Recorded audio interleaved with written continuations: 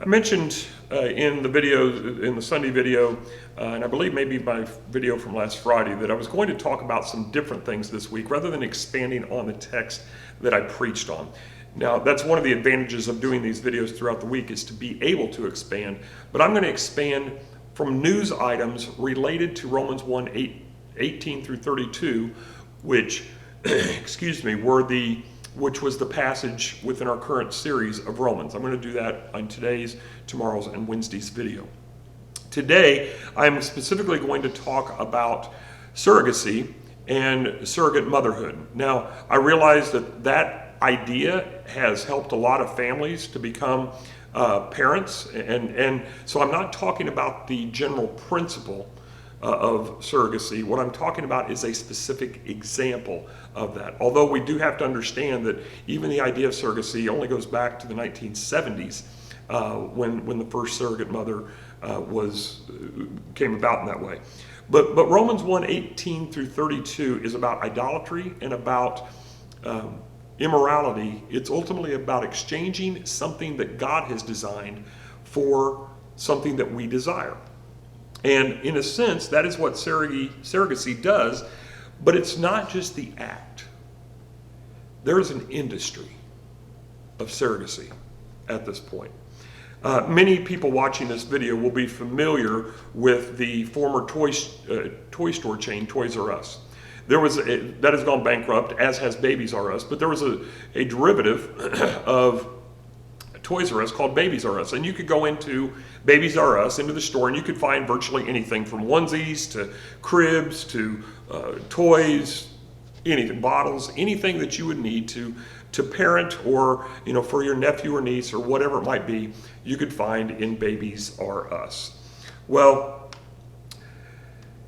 the one thing you could not do at Babies R Us was buy a baby, and yet now, through surrogacy, you can. And Ukraine has come to the forefront in this, and this has come to light especially during the season that we've been undergoing called COVID-19. This industry is very much alive and booming, but a problem occurred because during the COVID situation, expecting parents who, there was a surrogate carrying their child, expecting parents could not go pick up that child once that child had been born. And so this was in the country of Ukraine. And so because of travel restrictions and everything, the person who bore the child, the person who gave birth to the child, had to actually mother the child, and bonds were made. Imagine that, because that's God's design. But the people who were parents from other countries who could not get to the Ukraine, once the travel restrictions began to relax a little bit, wanted to go retrieve their baby, and it created quite a nightmare. And there was a lot of challenges that came to this. In the May 16th issue of the New York Times, they reported that at least 100 babies are stranded already, and maybe as many as 1,000 have been born during that time. Now that's an industry. 1,000 have been born. By June 10th, so not quite a month later, the headline in the Times read, New York Times again, "The burden of babies born to surrogates begins to ease." Now again, I realize surrogacy is an option for many who cannot have children.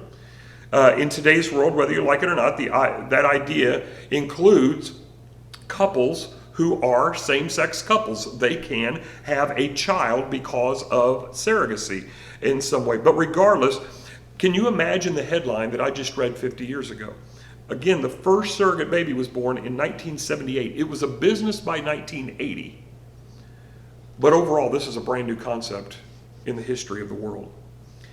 And yes, this is a problem, but what is certain is that God never intended the making of babies to become an international business. He never meant, and indeed we could have never even fathomed this just a few years ago, that a mother would not be able to be in her same country for months after the birth of a child, of her child. So let us recognize that these babies are human. They are made in the image of God. There is nothing that these children have done wrong.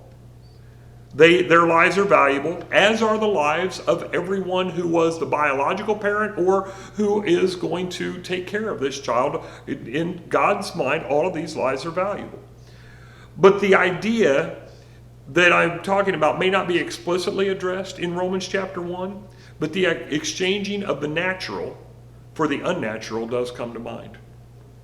Even more directly is that the worship of the creature, in this case the science that and the scientists that have enabled this, the worship of that have overcome the worship of the Creator, according to Romans 1:25.